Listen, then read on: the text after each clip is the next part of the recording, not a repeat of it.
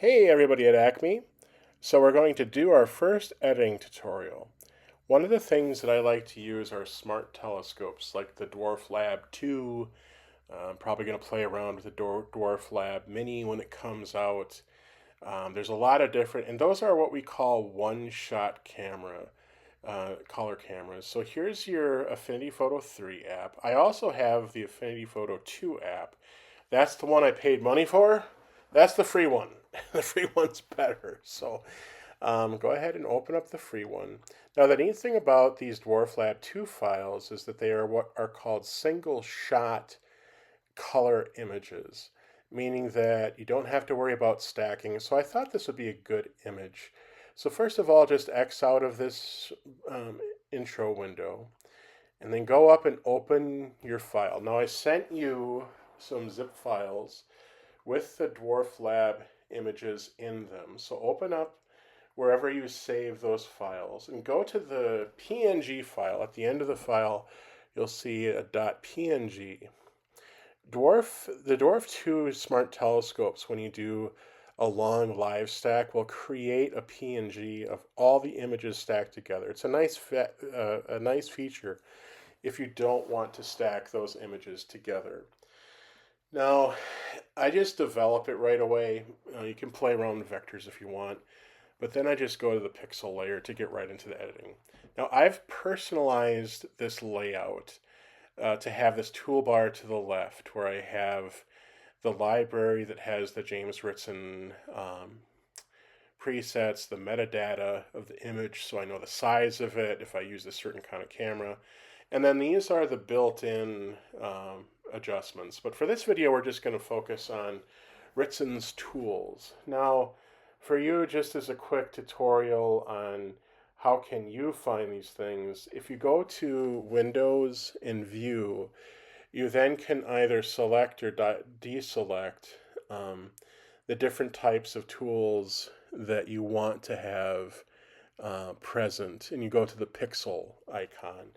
And then that'll plop into the Pixel tab all the different windows you want. So if you want library, I'm just kind of taking out of there the adjustments, so you can basically plop all the, and then you can grab them and move them wherever you want. Maybe you want them over on this side. I just, for whatever reason, prefer to have them on the left side. If you prefer to have them on the right side, go right ahead. One of the reasons I have them on the left is you can see on the right the image, and that'll be more important when we do the stacking videos. The image layers are to the right, so it helps kind of keep things separate. On the far left, right here is the James Ritson tools. So in the library, there's some certain preset tools that come with this software, and then here are the different icons for the just basic tools. I accidentally made those go away. It took me forever to figure out where they were and where to bring them back. And true to form, as I'm going through this right now, I'm having the same problem finding them as I did when I accidentally made them disappear. Let's see. There we go. So we'll go to tool. Okay, so that's how you make them disappear. That's how you put them back. Just as if it happens to you, you can go back to this video. And then there's no explanations. There's just kind of these wonky icons, and the only way to do it is to really put the cursor over it. Now I wanted to move the image. If you saw what I just did there, sometimes that layer just pulls. So click outside of the image first. And I always like to adjust and rotate it just so my eye is happy with it. You can rotate it whatever direction you want. Then you put your cursor over those little tools. You can find the crop tool is one I usually use right away. Let's just do a square crop for simplicity purposes. You can crop it to any size you want. It all kind of depends upon what you want your image to be. Hit apply, and there's our starting image. Now if you look at the colors, you can tell the one thing about these Astro cameras with the mini cameras, green and magenta are oftentimes emphasized along with the reds so you can get more nebulosity, but that creates an unnatural look to it. So oftentimes one of the first things I do on these single shot images is I try to adjust and do things with the green and the magenta. This image, because I've edited it before, I know the only real fix it needs is green. So we'll go to the 20, the version 20, 32-bit, and just type in the word green, and you can see that isolates green tools.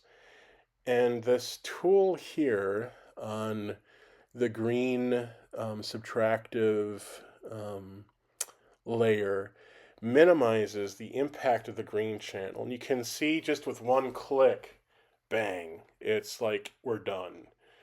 And to be quite frank, for me personally, I'd be very happy, whether it's social media or be very happy with that image. I'd have no problem, saving that image.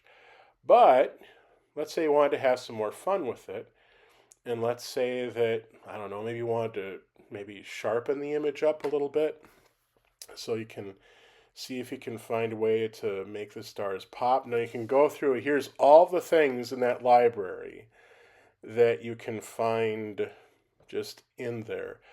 Starting out, I really would encourage you just use that search function. Type in what you want to do, sharp. It'll give you the tools for sharpening, and just try them out. Now, when you hit a sharpening tool, this is kind of garish. It's a bit overly sharpened. But don't presume that you shouldn't use it, because if you take a look over by the opacity, if you follow my cursor there, you'll see a percentage number. And then what you can do then from there is with the numbers on your keyboard, 1 through 10, or 1 through 0, I should say, you can start hitting those numbers, and that'll give you the percentages of the layer you're putting on. So let's say you wanted to reduce it to 20%, 30%, 40%, 50%. So therefore, even though you add a layer, it always adds the strongest possible layer that can be done. But then you can go back with the numbers on your keyboard and simply just increase or decrease the amount of that layer to what you would prefer to have on there. So again, it's a lot of fun, and this is where it can become fun. It can become a little maddening if you're a perfectionist. Sometimes I like to go in and try to get rid of some of the noise patterns. So again, just kind of type in, you got to spell correctly. Type in the word noise, and then that'll give you in the Ritson, in that 32-bit version 20 files, that gives you the different noise options. And again, just pick one, try it. They have explanations of what all the noise functions are. I just pick them. Now here you can see that kind of the pixelation noise is gone, but unfortunately it also did away with a little bit of the blue. And that's one of the things about noise tools. Just because you're asked it to take the noise out, sometimes the algorithm can't tell the difference between the bad noise and the good color that you want to keep. So then again, go to your opacity and just start maybe reducing the amount of noise to what you think would be most appealing to you. And then it really kind of becomes, at that point, just play with it to the point that you'd be comfortable with. So maybe you want to play with stars. I would not encourage star masking right away. Just focus on things like the star reducer. Again, that looks a little garish, but again, you just go through, click the numbers percentage wise, just kind of find what you feel works well with you, and you can have your image done. Now, there's a lot of things we can do. We can, sometimes reducing stars can help make the cloud bands of Andromeda look better. Sometimes you can go into the vibrance tool and just add some saturation and some vibrance to try to make the colors better. It really becomes, at this point, fun. But here's just a short 10-minute video I think this image here is good and done. I'd have no problem sharing it.